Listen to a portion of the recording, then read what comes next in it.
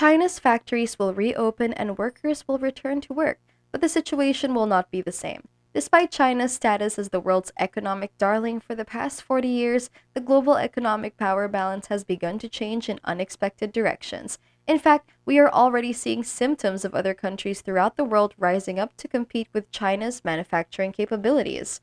And who knows what else? We could be witnessing the emergence of the next generation of economic superpowers right before our eyes. However, the reason for this is a little more complicated. It all started in the 1970s when China began to alter its economic policy away from communism and toward capitalism, and began constructing particular economic zones where ports and industries could be erected to enhance productivity and efficiency. In the 1980s, China's economy exploded after these economic zones were opened up to global commerce and investment. Many Fortune 500 businesses began having their products made in China because China could produce them at a comparable level of quality, but at a significantly cheaper cost than if they were manufactured in the West. This was partly due to the fact that Chinese employees were paid incredibly cheap salaries. Other things to consider include tax laws and import-export efficiencies. So, if a competitor elected to produce their products outside of China, they would suddenly be unable to compete on pricing, causing them to go out of business. So, how did it all begin in China? Welcome to Financial Market TV. If you're new to the channel and enjoy content like this, hit that subscribe button and the notification bell. Also, please don't hesitate to share your comments down below and give this video a like. Let's get started. You see, China manufactured one-third of all the products on Earth by the 2010s. Within 50 years, China had transformed itself from a poor farming nation to the world's second largest economy, trailing only the United States. Now, despite all of this success, there have been quite a few strange things that have happened over the past few years. Now, here's a question. What happens when a country that builds its economy based upon low labor costs all of a sudden becomes very wealthy? In 1998, Chinese workers' average annual pay is around $150.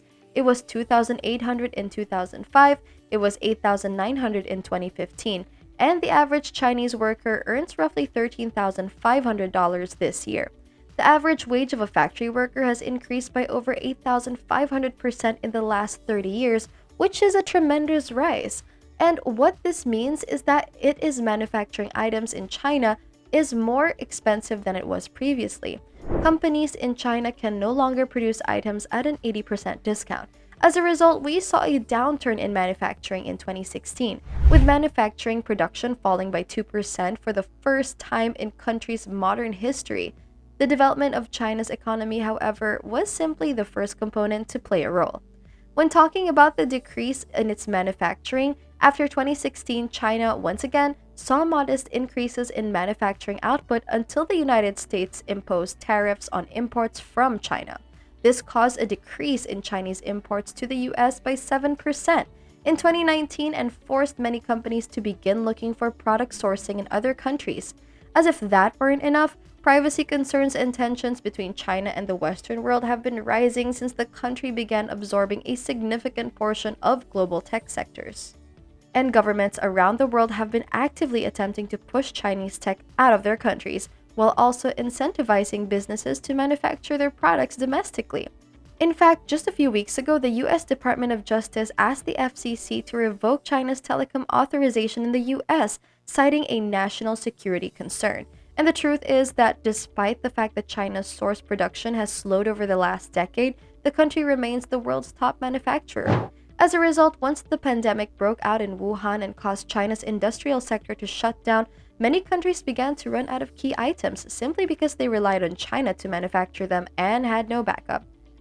China, for example, is the world's biggest maker of medical equipment. As a result, when the world needed more masks, ventilators, and gloves, they could no longer get them from their trusted manual. China is also the world's second largest producer of pharmaceuticals and pharmaceutical ingredients. So when the pandemic hit, roughly 100 commonly used drugs were reported to be in a shortage by the FDA, and these shortages didn't just hit the medical sector, but they hit virtually every other industry. All of a sudden, small businesses looking to get inventory for tech or any other business began to see 1 to 2 month long delays on their orders. And it seems like this was the final straw for most countries to shift their industrial strategy. In recent months, many businesses have found that they have had too many eggs in one basket and rely too heavily on this one country to keep their operations running. So this week, Japan unveiled a $2.2 billion incentive to plan and migrate their manufacturing base out of China and into Japan, as well as to diversify into other Asian countries. And according to a recent report from Tokyo, nearly 37% of the 2,600 companies polled stated that they plan to shift at least some of their manufacturing to a country outside China. The next question arises, as a result of this, who will be the largest winners of this shift out of China when China's manufacturing sector begins to shrink and every other nation around the world begins to look for other countries to get their goods from?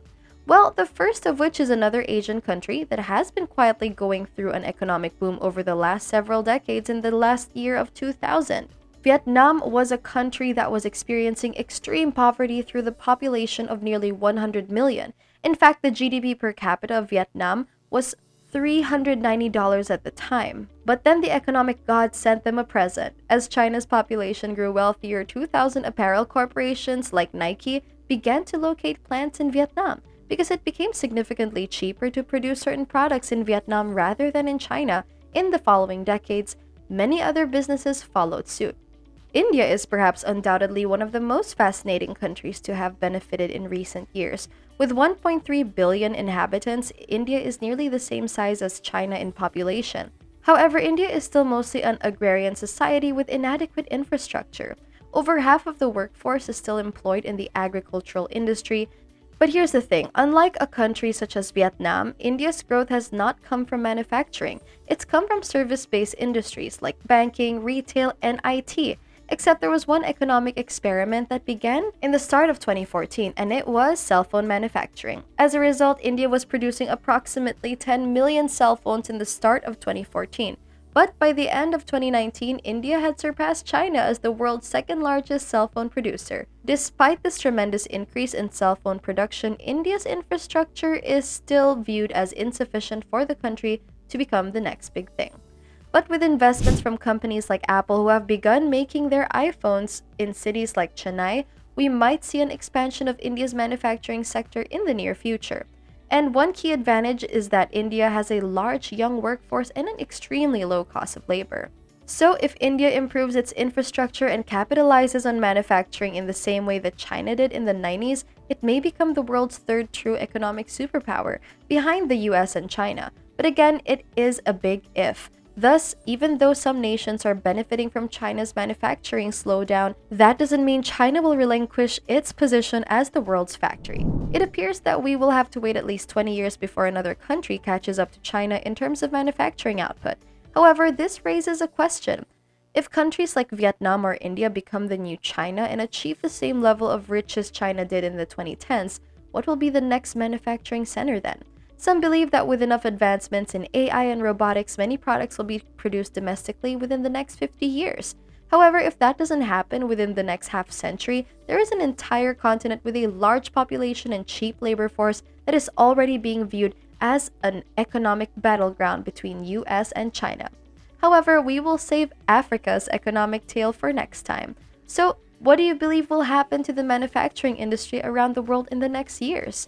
Do you believe China will experience a slowdown, or who do you believe will emerge as the world's next manufacturing superpower? Thanks for watching the whole video. Again, if you're new and like this type of content, subscribe to our channel. And don't forget to leave a comment down below and hit that like button. Also, click on the notification bell to get updated on our weekly uploads. See you in the next video.